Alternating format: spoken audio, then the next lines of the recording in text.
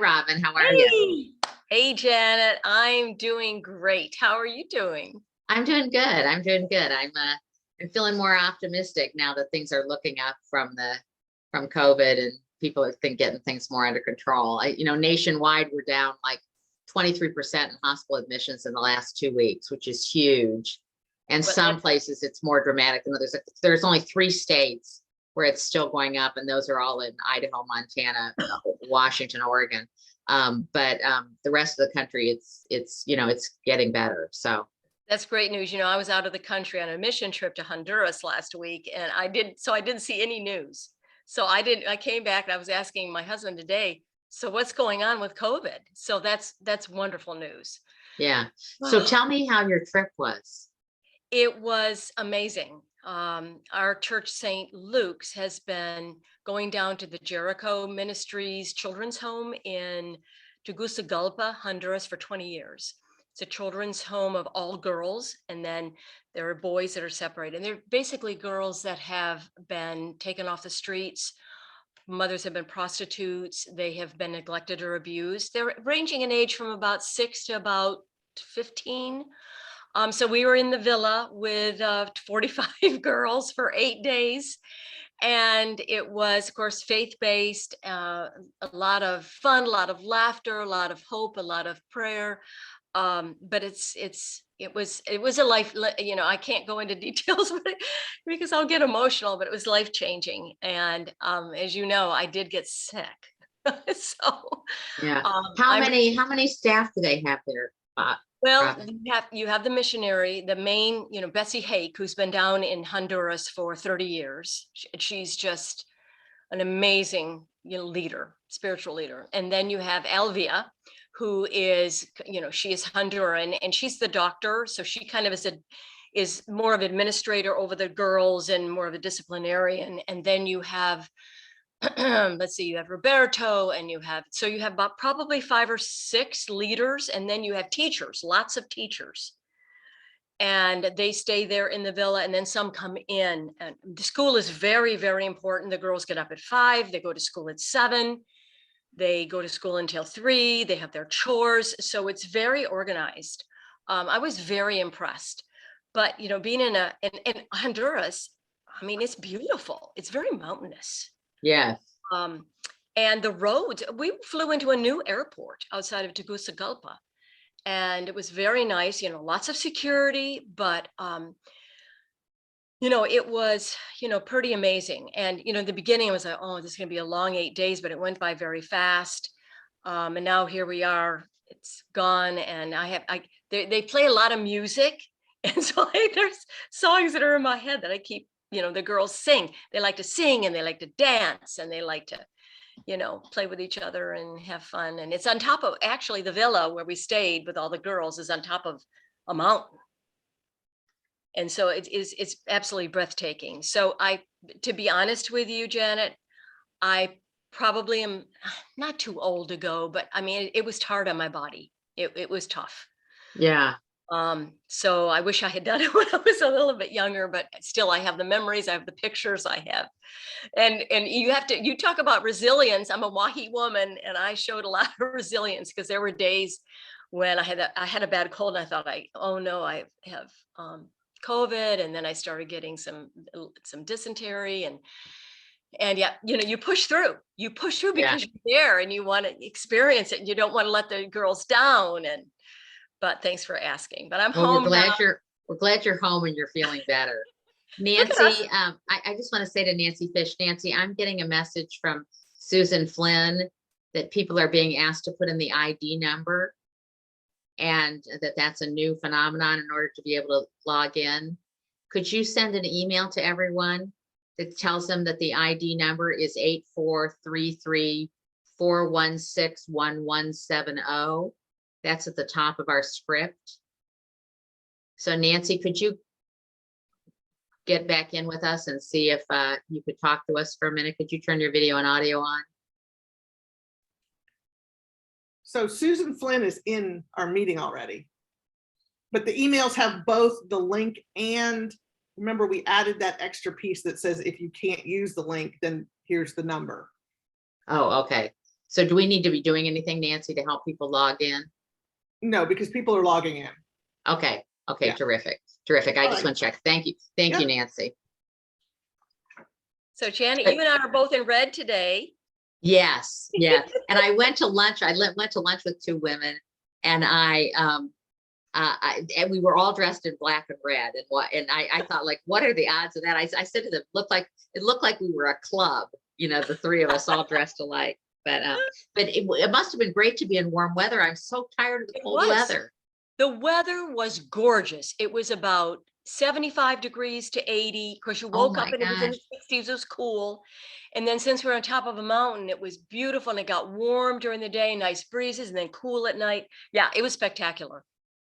Yeah, I think I told you that our dear friends came from Boston, John and Suzanne, and they came like 8 years ago or something, and it was freezing cold. Right. And they were here not this weekend, but last weekend, a week ago Sunday. And here it is freezing cold again. And they're like, why did you move here again? And I thought, well, the odds are not that, the 2 times you would come, we'd be having a cold freeze. But it was beautiful today. It's beautiful today. Gorgeous today, and it's supposed to be really nice tomorrow again, 65. And the weekend's okay. And then I think it dips down to the low 50s on Monday. So we get another cool front. January and February are always pretty chilly. December is usually nice, but January and February get a little bit, you never know whether to put a sweater on or wear shorts or whatever. But yeah. So how have you been? You've been good? I've been good. Things have been busy with lots of the committees and stuff that I'm on, but things are good. Robin, I think we might want to tell our viewers that we have so many faithful members who listen to us every month, that we really appreciate the fact that we got, I think, 73 responses. Was that the number? 73 responses to our survey. Because we really wanted to hear from the membership, and we're going to be using that information, Robin, next week to do a planning session on what the plan will be for 2022 to 2023 during Claudia Ehler's presidency, how frequently we'll meet, what will change in terms of the process. And I think we really appreciate, because we had such a good response, and I think it's going to take us in a different direction. We were really surprised, just as a sneak preview for everyone, how much people really just wanted to stay on Zoom and didn't want to meet in person. Okay, so I did not know that. So that's interesting. Yeah, it's so convenient. It's going to be 5 o'clock, and you don't have to get in your car and drive someplace, and you get to experience really the author's heart and their motivation and inspiration and all of that. And then it's over at 5:30, 5:45, you're done. So and it's free. We don't have to, we don't have to have refreshments and all that kind of stuff. So I'm anxious to see the results of the survey, and I appreciate ladies that did participate. That's a great participation rate. Yes. Well, we've been so lucky that we have some people who wrote in on their qualitative comments. I've never missed one. One of the other things that people commented on that was surprising is most people weren't aware that we were videotaping it, or didn't know how to find videotapes. And if you go to the WAHI website, Robin, as you know, if you go into the WAHI website, it says video library right there. And if you miss one, if you miss today, for example, somebody says they really wanted to see Kelly Mustian, then you just click that on and you can watch it. And I've recommended that to a number of people, for authors that they said, oh gosh, I missed Marie Benedict, or I missed someone. And they're not aware of it. And we discovered even that the vast majority of people still had never gone in and tried to use the videos. Yeah, so that's a good reminder. And we just had, I guess it was a couple of weeks ago, we had Joy. We had a special event with Joy Aldridge, and that was so fun on resilience and life's ups and downs. And she did a great job. We had great participation for that. That's also been videotaped, so it will be on the WAHI website. So that was a lot of fun. She's a real joy, new to WAHI as of November, and I think it's going to be a real asset to our organization. Well, the other thing about Joy that was so interesting, and we put this in the pink paper, is that she had, even just ever arrived in November playing pickleball, she had developed a group of friends in Port Royal, and they did a watch party that 18 people came to. And we hadn't been suggesting that to people, but you know, we wanted to really put that in the pink paper to throw that out for people that, you know, if next month when we're doing Marie Benedict, if maybe your book group has read one of her many books, and you might say to your group, well, why don't you come over and, you know, have a soft drink or wine or beer or whatever your fancy is, and we'll watch, you know, Marie Benedict again, and pose questions. Let me know what the questions will be. So we hadn't thought about watch parties, but they seem to have a heck of a good time at the watch party, Watch the Joy. I know, that was so fun. And what a great support for her to be so new to the community and have so many friends already that were so excited about what she was doing with Wahi and her presentation. And, you know, actually going on my mission trip, some of the things continue to, you know, be in my head, like the 4-4-6, you know, the breathing, be adaptable and flexible for sure. I had to be adaptable and flexible during that time. So just a lot of, you know, the positivity pal, and I mean, just, you know, so many different things. And of course I have her book. Actually, I lent it to Bobby Helbig, so she's reading it now. So because I have been reading The Girls in the Still House by Kelly Mustian, and I'm excited to meet her and hear the interview. It's an amazing, I have not finished the book. I actually started reading it in the air yesterday as I was flying back from Honduras, but it's an amazing book, and I'm anxious to get back to it. Well, you will want to, I mean, you will not be able to put it down. Yeah. I mean, it is really a good book. I'm very excited. This is a debut novel, and some of our readers, you know, oftentimes don't, you know, if they don't recognize a name, which you wouldn't necessarily recognize Kelly's name, don't participate as much. But I'm going to read some of the reviews she's gotten.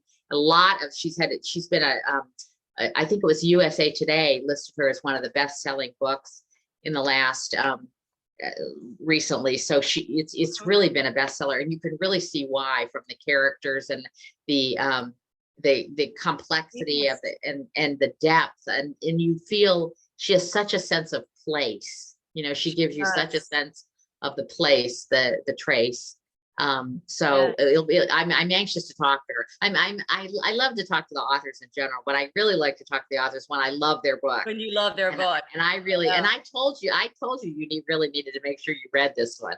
I know. So, well, Betty's still working her way through it too. Well, I was, you know, when I was gone, I was like, oh, it's so crazy. And I started a couple of nights and I just like fell asleep. But when I got on the plane yesterday in Honduras, I started reading and I didn't stop. The whole flight to Houston, read. When I got on the plane to Houston to Savannah, read. So I'm about 3/4 of the way through. Oh, so, yeah. It's a good read. So I just want to say, Robin, that we normally ask people, if you have a book that you want to recommend, please chat it in. You can do that in the chat function at the bottom or top of your page. Please chat that in, and I'll mention them, what people recommend once I get back together with you. But anyway, it's great to see you, and I'm so glad you're feeling better. Thank you. Thank you so much. It's good to feel better. So I'll sign off now. Okay, you sign off. And well, it's 5 o'clock again on this beautiful Thursday afternoon, February the 10th. Welcome, ladies. Welcome to our 20th, can you believe it, webinar in our author series.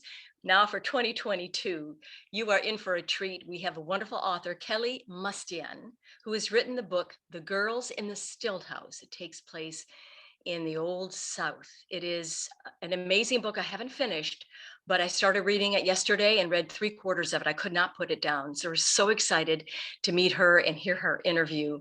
We appreciate you joining us. We know that you have busy lives, but we know this author series has been an enrichment to our Women's Association of Hilton Heads Islands group and our association, and we appreciate you joining us today. And so with that, I would like to bring in my colleague, Janet Porter, who is going to be doing our interview with Kelly, and looking wonderful as always in red today. Yeah, we got the memo. We got the memo. So I just wanted to remind everyone that, again, if you have any suggestions of other authors or other books, please, put that in the chat button. And if you have any questions or any comments, if you have any technical difficulties, you can go down to that icon, either at the bottom of your laptop or of your iPad. And we have Nancy Fish, who is our communications team leader, and she will respond to that and get back with you. This is a webinar, so you can see us, but we cannot see you. So, but we want you to participate. We want you to be involved. So please, any comments, any thoughts, any suggestions, just type in under that chat icon. Right, Janet? So thank you, Robin. So with that, I'm going to turn it over to Janet to introduce our esteemed best-selling author. Thanks, Janet. Thank you, Robin. So, you know, we feature on the Wahi Author Series noted authors that have published a lot of books, and we feature some debut authors. And today we're featuring a debut author who you are going to want to read. Kelly Mustian is the author of USA Today and SIBA best-selling novel, The Girls in the Stilt House, which Publishers Weekly described as a remarkable debut and a nearly flawless tale of loss, perseverance, and redemption. Her work has appeared in numerous journals. She's written many stories and short stories and articles and magazines. She's a past recipient of the Blumenthal Writers Award and a regional grant artist from the North Carolina Arts and Science Council. Kelly lives in she's originally from Natchez, Mississippi, but she currently lives near the foothills of the Blue Ridge Mountains in North Carolina. And I'm going to ask her to join me now.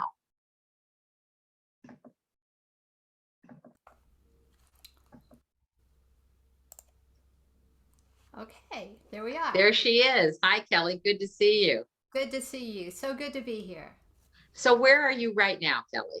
I am at home in my writing room in North Carolina. Not far. Where exactly in North Carolina? I'm in the Lake Norman area, which is are you? right between Hickory and Charlotte, kind of about 45 minutes from the foothills. Yes. My sister, who's from Ohio, she and her husband came down to Lake Norman every year and kept saying that they would, you know, come and live in the Lake Norman, and they never ended up living there. But Well, it's a nice place. I am not a big lake person, so it's kind of wasted on me. I'm a mountain girl for sure, but it's lovely here. The people are lovely. So North Carolina, I've lived all over the country. I've lived in 12 states. I've lived in Bush, Alaska, on the Arctic Ocean, California, but always wanted to get back to North Carolina, and been here for quite a while. Really love it. you know, Kelly, when I moved to Boston, that was my 12th state. And I told people I lived in 12 states, and people in Boston said, like, what's wrong with you? Why would you live in 12 states? But it does gives you a, you know, a bigger, broader view of the country, doesn't it? It does. It does. I get asked if I was an army brat a lot, and I really wasn't. Most of this traveling was, well, all of it was as an adult. Really, really. Being transferred a lot, or? Just jobs, various jobs took me places. My husband's job took me places. Just a series of events before I was married, after I was married. Just had opportunities to go different places. But obviously, the Natchez Trace and Mississippi is near and dear to your heart, because that is one of the, it's like a character in the book. So talk about where that real attachment to Mississippi comes from for you. Right. I like a lot of people who grew up in Mississippi, especially when I grew up there during my childhood. I have a complicated relationship with Natchez. There are things that I love and things that I remember so fondly and that are such a part of me. And there are things that, as I wrote in my author's note in the book, that haunt me in my writing always. It's very difficult for me to get away from some of those things that were so ingrained in my childhood, and the things that I was witness to, and so much about that place in that time.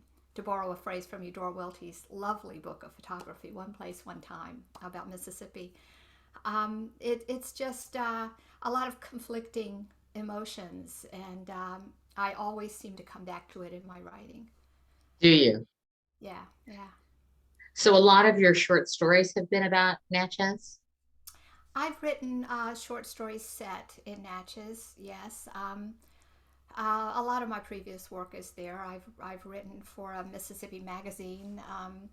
I've done articles and essays and things, of course, that don't have anything to do with Mississippi. But my fiction tends to lead me back to Mississippi, or to some of the emotions and the philosophical things that are in my head, having grown up in Mississippi. So this is your debut novel. Mhm. So, but you've been a writer for decades. Oh yeah. So what finally inspired you to write a novel? Well, I'll tell you a writer's secret. It's very, very rare that a writer writes her first novel and it takes off. It's a journey. This is my third novel. The first novel, many years ago, almost sold. A war came up and things happened and it didn't happen. The second novel was just not good and I pulled it back. This is actually my third novel. And, But take off it has. I'm sorry, what? But take off it has. I mean, when you said It's that it doesn't take off, yours has taken off like a rocket. It's been amazing. It really has. It's just been surreal. And I credit my agent a lot with that, who was determined to see this book through. But yeah, it's been amazing. It's been several months since publication, quite a few months since it came out, and it's still just people are still reading it. The independent bookstore community and the chain bookstores, they've all been so supportive of the book. Book clubs and groups like yours has just taken it to heart. It's just been super heartening. Very grateful. Yes. So tell us how long ago you could talk about the process of you conceptualizing this book. And I'm going to ask you to do a little overview for those who haven't had a chance to get started on it yet. Okay. Talk a little bit about how you conceptualized this book, and how long ago that happened, and how you got to this point. Right. Well, I always knew that I wanted to set a novel on the Trace. The Trace is so rich in history. When I was growing up there in Natchez, which is the southernmost point of the Natchez Trace, it actually goes all the way to Nashville, Tennessee. It's about 400 miles, a little over 400 miles. But it's full of history. Just driving through it, just being there. There are Native American mounds from the old Mississippians that the Natchez Indians used. There's just such a sense of what came before, and it was such a big part of my coming of age, especially with the climate in Mississippi at that time. You're aware, growing up there, of so much outside of your own cultural experience. My sister is old enough to be my mom, and she was really interested in family history. She would trek out to cemeteries before it was easier on the internet. She would trek out there and rub chalk on tombstones on the trays looking for ancestors, and I would tag along with her when I was a kid. And I stumbled on one of those old above ground tombs out in the woods, like in the prologue of The Girls in the Stilt House. And that crack, to a little girl like I was then, that crack across the top of the lid was just so titillating, to think you're just a finger away from whatever's in there. And that image stayed with me my whole life. So when I started this book, I knew I wanted to build a story around that image that was still in my head. So I wrote that prologue, and it just story took shape from there. Wow. So give the readers, without telling so much, so that they get intrigued but not, feel like they know the whole story, a little bit about this story with Ada and Matilda. Sure. Well, it's like you've mentioned. It's set in the 1920s in Mississippi. Most of it takes place on a secluded, remote ball cypress swamp on the Trace. It's a fictional swamp, but there is a swamp that loosely inspired that swamp on the Trace, about an hour or so from where I lived. I think of this book as part Southern fiction, part historical fiction, part literary fiction, part Southern Gothic. I think it's kind of a nod to those old classic Southern Gothic writers from the 20s and the 30s and the 40s. It's about two young women. They're still teenagers, and their lives become entangled by a murder that puts them both in danger. There's a history that links these two girls as well that only one of them knows about. Ada grew up in that stilt house on the swamp with a really nasty father. She leaves, she comes back home, and when something happens that sets off her father, he takes a violent turn, and she's saved by a stranger who appears out of nowhere in the middle of the night. That stranger is Matilda. She's from the other side of the trace and from across the racial divide. And under some dire circumstances, these two women set up housekeeping together, and they form a tenuous and complex partnership. Not quite a friendship, but a partnership. After a while, Ada starts to question why Matilda was in the woods behind the house the night her father died. Matilda's not offering any answers. So there are several mysteries in the book that thread through the whole story. A couple of really bad villains and some quiet heroes. It's a story about, I'd say, about loss and hardship and danger in the racially oppressive Prohibition-era South. But ultimately, I think it's about hope and about finding one's way. That's how I see it. So without giving too much away, I'll just leave it there.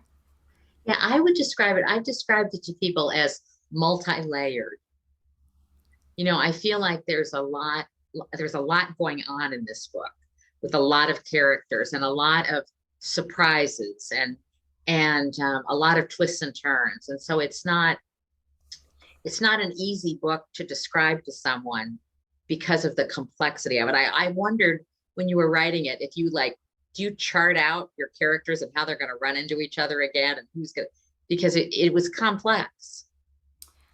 I don't. I am kind of a pantser, as they call it. I write completely blind. I start with maybe as an emotion, like loss was something that I had in my head when I started the story. I had that image of the tomb, and I just I have a vague idea of where I want to end up, which is not always where I do end up. But I just let each story and each scene kind of, if you try to outline, at least with me, if you try to outline, new ideas are going to come along as you're writing that are better than the ones that you had in the beginning, and you're always veering off. So I just don't even start with an outline. I just kind of stumble in the dark until it comes together. Oh, do you? Yeah, because it's a complex book. But Bobby, who's my wonderful co-chair, said yes, it's complex, but it's an easy read to figure out. So she wants people to know that there's great characterization and lots of interesting characters. Well, thank you. I do appreciate that. And with you saying that there was a lot going on, I'll tell you the background to that. I am a literary fiction writer at heart. It's all about the sentences for me. I would write a whole book length something about flowers in the meadow, just blowing in the breeze, and be really happy at writing those pretty sentences. So with those first two books I wrote, particularly with the first one that went out more widely, I got a lot of comments from publishers, things like beautiful writing, lovely prose, but too quiet to make a literary splash. One of them said that. I got a lot of that. So with this book, I threw in a lot of action. And that's where you see the mysteries and all the action and the things that are happening that after the first couple of chapters, the book really starts to move quickly. And yeah, so that's why I did that. Left to myself, it would just be all pretty sentences about nothing. Well, there is a lot going on. So I want to read what one reviewer wrote.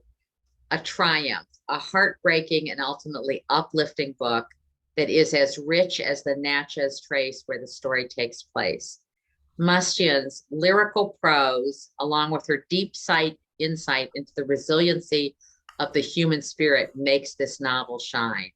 You know a good book when you wish you had written it yourself. I loved that review.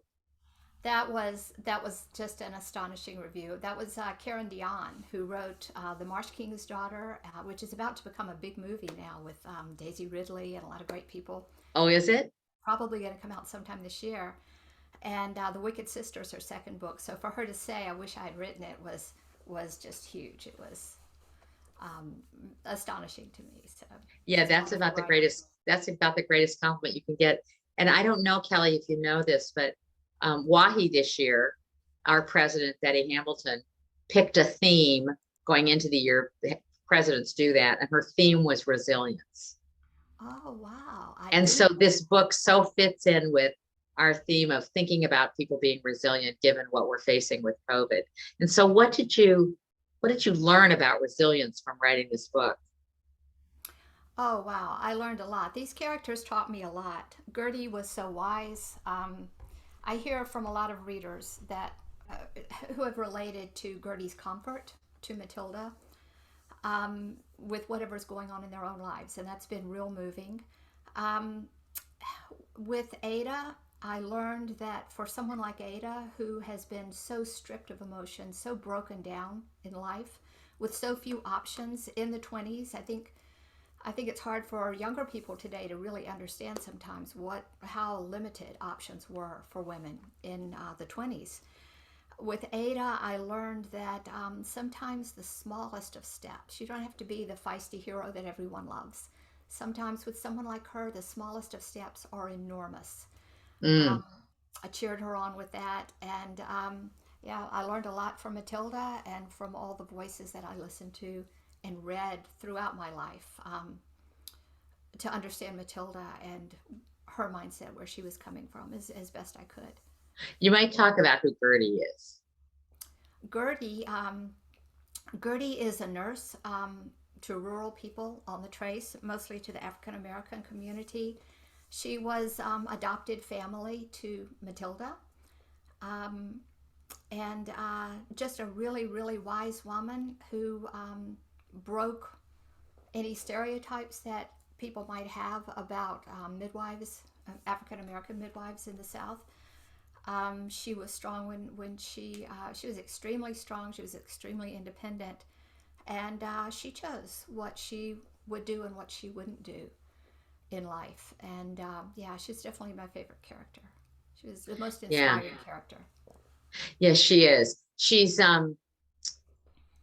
comes across as so strong, Mm, yeah. you know. And when we think about I think women in so many stories that that strong woman who's keeping it together and serving the community and serving as a role model makes such a difference, you know. Yeah. And midwives in that era, the rural midwives in the 20s were really heroic. It was important to me not to have Gertie, who would have been born before slavery was over, although that's not mentioned in the book. But it was important to me to show how wise those midwives were and what a service they did and how competent they were. There's a scene in the book where, with limited resources, there's a scene in the book where Gertie has a pregnant woman hold on to a carrot. She hands her a carrot, and then she sticks her hand out and grabs the carrot. And what she was doing was judging the strength of her grip.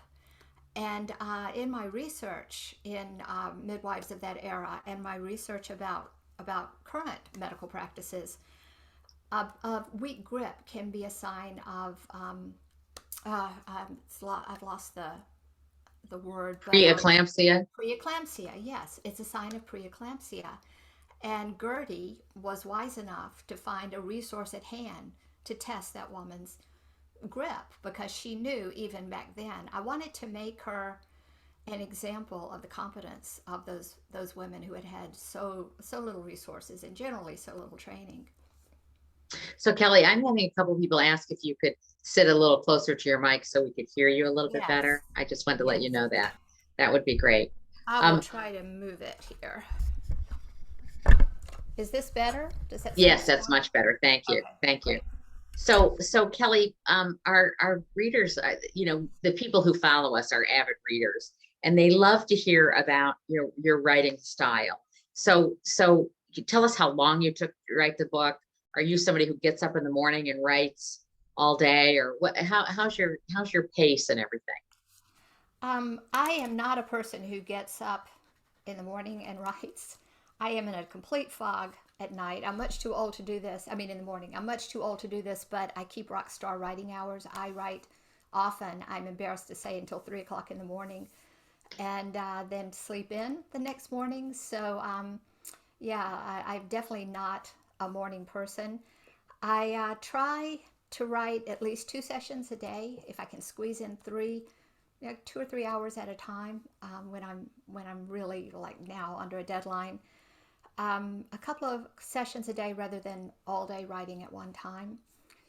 Um, I am at the stage now where I pull out the kids' soap crayons, that the little sets of soap crayons where kids draw on the walls of the bathtub, because in the shower, invariably, that's when ideas come. And I know that happens for a lot of writers. You're in the shower, you're not thinking about it, you're away, you don't have any stress, you don't have anything you're responsible for at that moment other than just taking a shower. And problems are solved and they pop into your head. And I used to have no way to write them down, and you lose them sometimes if you don't write them down. So I got these crayons that actually have little points on them, and I write all over my shower walls. That's probably my secret weapon. I sometimes send shower crayons to writers when they're working on something new. And then do you go and then you take your laptop in there and transcribe it onto your laptop, or No, I take a picture of it with my cell phone and oh, you do? then bring it in here and transpose it. Yeah. Oh, you do. Well, that's like some writers. Do you keep a notepad by your bed too? Because some writers get great inspirations in the middle of the night, and so they sit down and write. And Yes. do you And do that also? I do. I'm much more productive in the shower, but I do that. I do have a pad by my bed. I will say Karen Dion, since we mentioned her before, she keeps a notepad by her bed. She once wrote a prologue of her biggest book after a dream. She woke up in the middle of the night and she had dreamed this prologue and wrote it down, and there it was, and it's spectacular. Wow, wow. We haven't had her yet in the author series. We should do that. She's wonderful.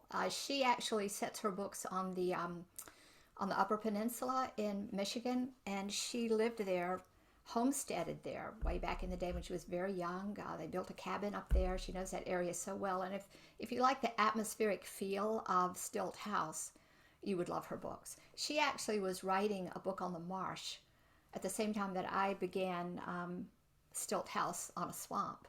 So we had some communication about that. Yes. Have people also told you that your book makes them think about where the crawdads sing? I get that, pretty much evenly. I'll get people who say, boy, if you liked Where the Crawdads Sing, you're going to love this book. And people who say they're very different books. And I'm probably the only person in the country who has not read Crawdads. Oh, you really? I've never read it. And actually, when this book deal went through, and I started hearing these comparisons, I was really glad that I haven't read it. And I've made a point not to read it since then, so I don't have it in my head. But I was glad that I hadn't read it because, I definitely wasn't influenced by it at all. All I really know about Crawdads is that it's set on a swamp. There's a child involved, and I think it's a North Carolina swamp. I think so, Yes. Yeah. but that's all I know. So, Yeah. and Well, it's actually, I wondered if people were telling you that. I think your book is has so much more complexity and layers to it. oh, And that's and is interesting in that regard. So I know it's a bestseller and I would recommend it, but I found your book deeper. well, thank you. I really appreciate that. I really appreciate that. So one of the reviewers said, I read this in a single weekend, yet the novel's haunting spirit remained with me a long time afterward. And it's interesting because I was just telling you that I would find this book multi-layered and also enduring. So what do you think it is that makes people remember a book for a long time, that it really, you'll read a book and say, this book will really stick with you. I feel like this book will stick with you. Why do you think that is? I think it's different for different types of readers. I will read anything if it's beautifully written, so the language really stays with me.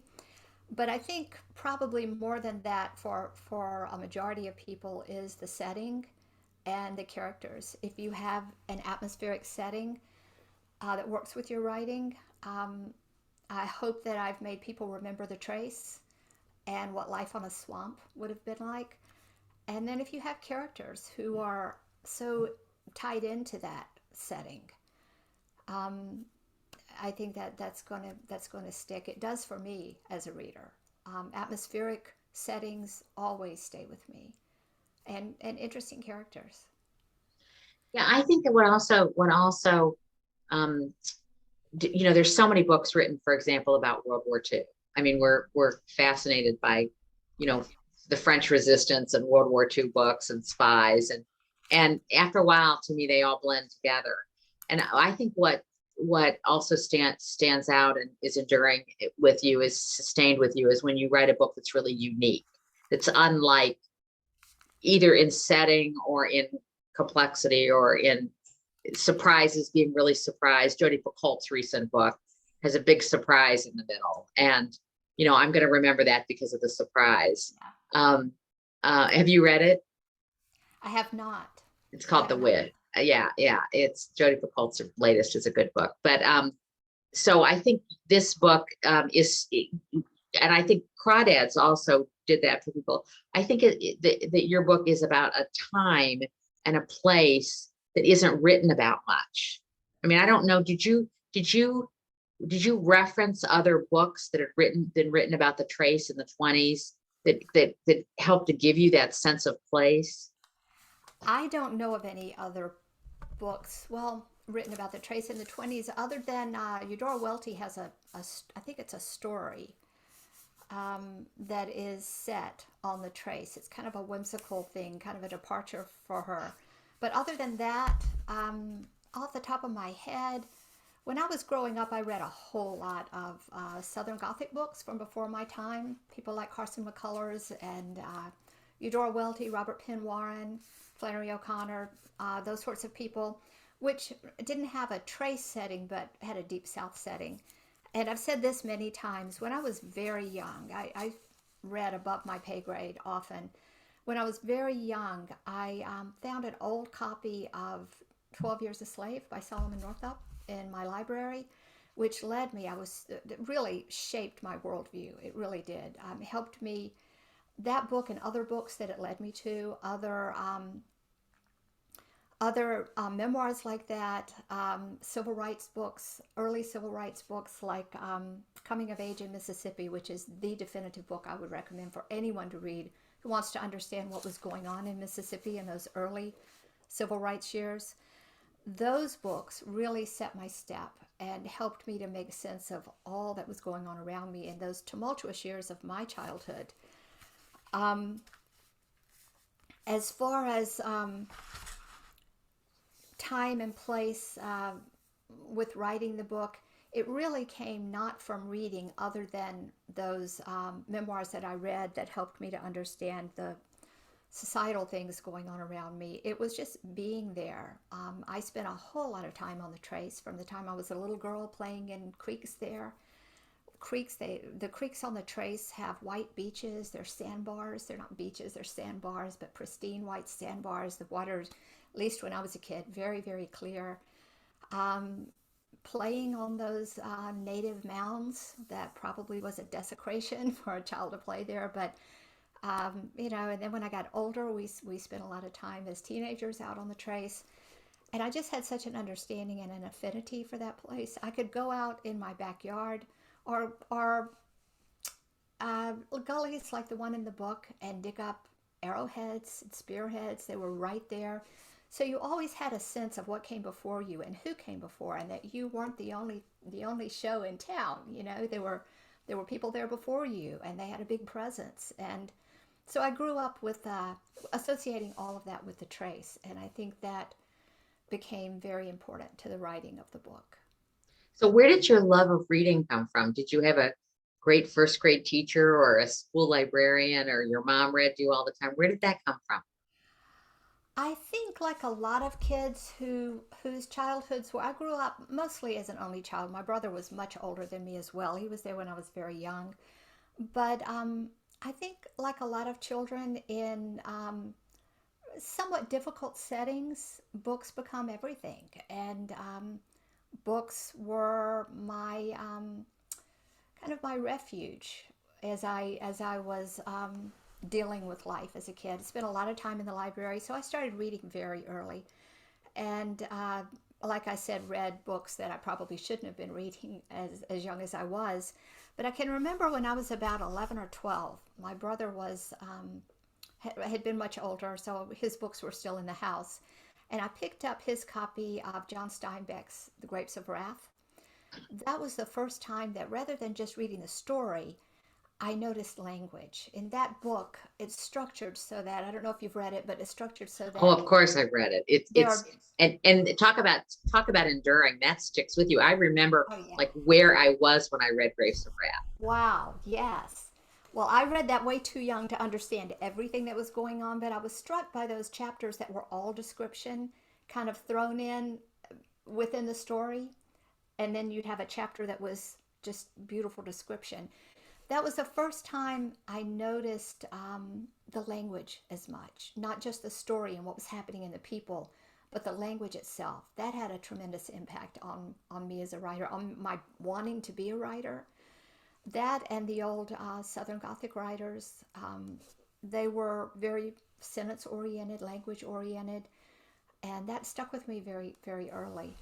So I think my love of reading, all of that made sense. Those stories made sense, and what I was experiencing around me at that time, a lot of it didn't make sense in the Deep South in the years that I was growing up. And those books, they made sense, and they gave insight into my world at that time. I remember I lived in Kansas, and I remember reading Grapes of Wrath and feeling I just had I don't think I knew whatever grade I was in. I was in grade school, but I remember I just didn't realize people had such hardships and such despair. And I remember because we lived a middle class existence, and I think that's the first book that evoked such feeling for me of empathy for other people. And that's a powerful thing that a writer can do, you know? Exactly. And you can see how Grapes of Wrath, even though I read it at 11 or 12 and have not read it since, and I really need to do that, but you can see an influence in Stilt House from that Yes, book and that kind of book, exploring the people's emotions and their plight, and and encompassing that in an atmospheric setting. yes, I think that that book had a tremendous impact on me. yes. Well, I'll have to find the reviewer that says it reminded them of Grapes of Wrath and send it to you, and then Ah, we'll see if we can. I I'll haven't see if I seen can that. find that reviewer. That would be a big compliment. But there's it's interesting the way books make you feel either empathize or feel anguish or that your ability to then put yourself in their shoes and really realize the challenges. And you feel great. I felt great admiration for Ada and Matilda, that they were getting it together in a very bad circumstance. Yeah, yeah. And so much stood between them in their society and their cultures and in their personal lives. There was so much that separated them or should have separated them. And another thing that was really important to me with this book, I see it described a lot as a book about friendship. Um, and it is, and it does take that road in a way, but I see it more as a tenuous, complex, with Matilda, almost a fight against friendship because she felt, as she began to have some fondness for Ada, with everything that she knew about what did stand between them. I don't want to give that away for people who haven't read the book, but she would have some affection for Ada, and she felt like it was a betrayal. She was constantly fighting that battle with herself. So it wasn't a story about, these two women from different sides of the racial divide coming together and suddenly they're, just wonderful friends. And I wanted it to be more poignant and more difficult and more complex than that because I was sure it would have been, for sure. Yes. And you just mentioned the word deadline, the D word, deadline. So you're working on a new novel, and I know some authors like to talk about what they're working on and some don't. So would you be willing to share with us what you're doing? This is where I am. I don't like to talk about it, but I have talked about it many times, so I will. Okay.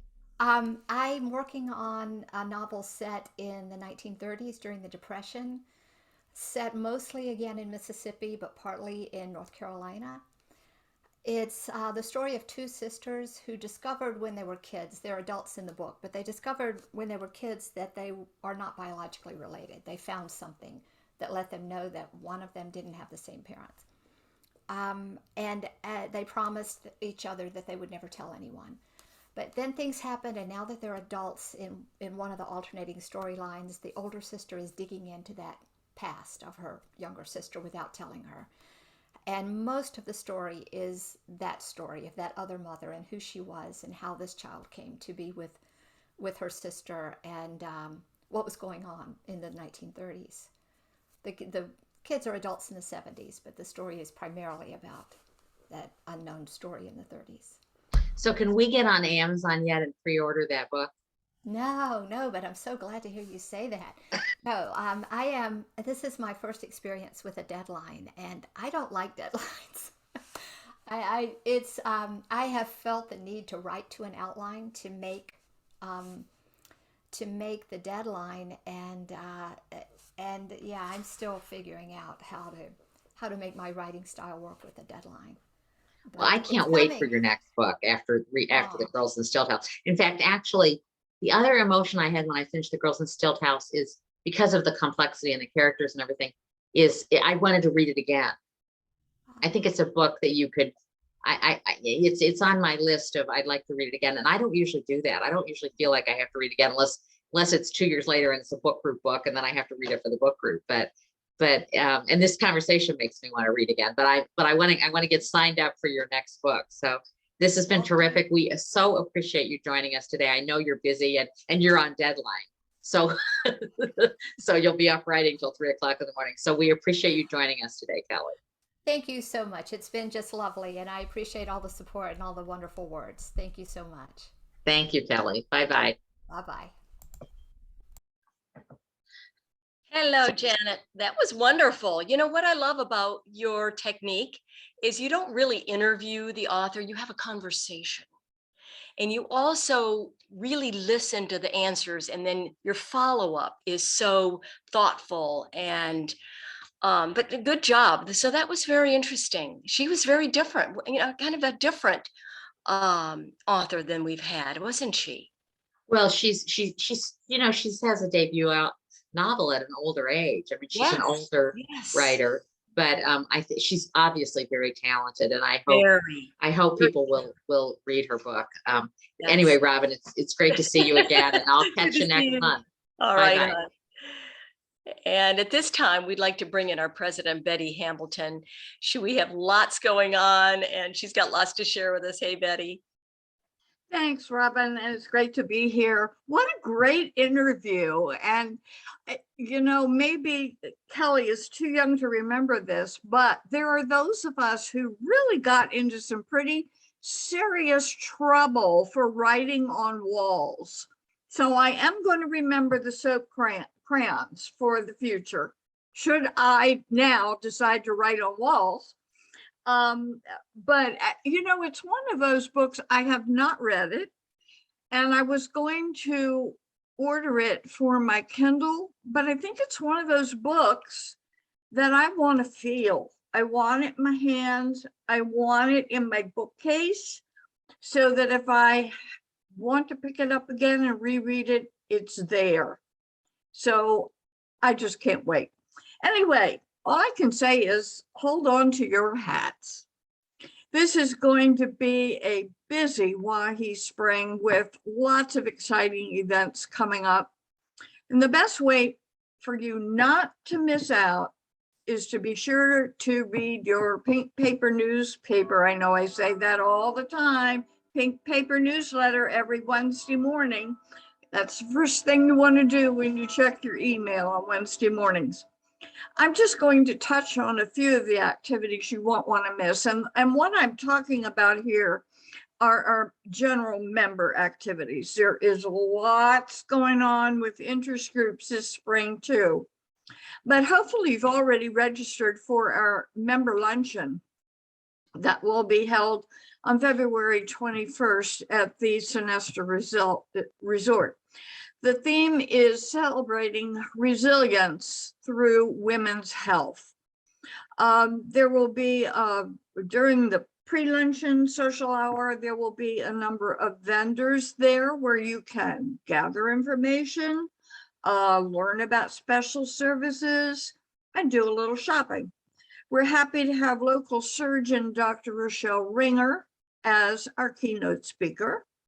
And we will be awarding WAHI charitable grants to 8 local nonprofit organizations who you will have an opportunity to hear from at the luncheon. So then the next thing is to put on your green and join us at the March 15th Spring Youth Service Award fundraiser. That's a mouthful. A fun evening is planned celebrating St. Patrick's Day. We'll be at the Boathouse Pavilion on Skull Creek. There will be an Irish themed menu, but they have added chicken for those who don't care for the traditional Irish food.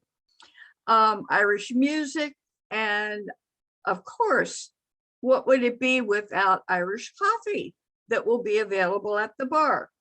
This event is now open for registration online. That link is in your pink paper that you got yesterday, or just log on to member resources and click on events and you'll be right there.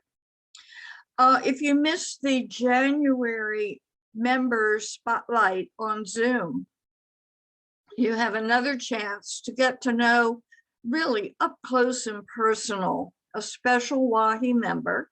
And the next one will be February 28th. Tamara Everett, our past president, is the interviewer. The spot this month will be on Sue Grosbeck. Again, you can sign up under events on the website for that special program. Marie Benedict will be returning to our author series on March 10th. I know she's a favorite of many of us. And we're going to throw a male author into the mix here. Michael Allman will join the series on April 14th. And announcements will be in the pink paper. So again, keep following your newsletter. Watch for a chance to join your WAHI friends at live theater. Arrangements have been made for a Sunday matinee of the Broadway production Doubt on March 27th, and it will be at the Lean Ensemble Theater on Main Street. It's not open yet for registration. There will be limited tickets available, but please stay tuned and sign up when you see that registration go live. Our 4th annual member luncheon of this year will be held at the Marriott Hotel in Palmetto Dunes on April 7th. Change of venue, don't go to the Sonesta. This last luncheon will be at the Marriott. Janet Porter has joined with Luann Rosenfeld to put together a fabulous event that will capture the resilience of our island and its rich history. I don't want to give away any secrets yet about the program, so just stay tuned for that. At that same luncheon, the Youth Service Awards will be made, and you will have a chance to interact with the remarkable high school seniors who will be selected through a process that's ongoing right now.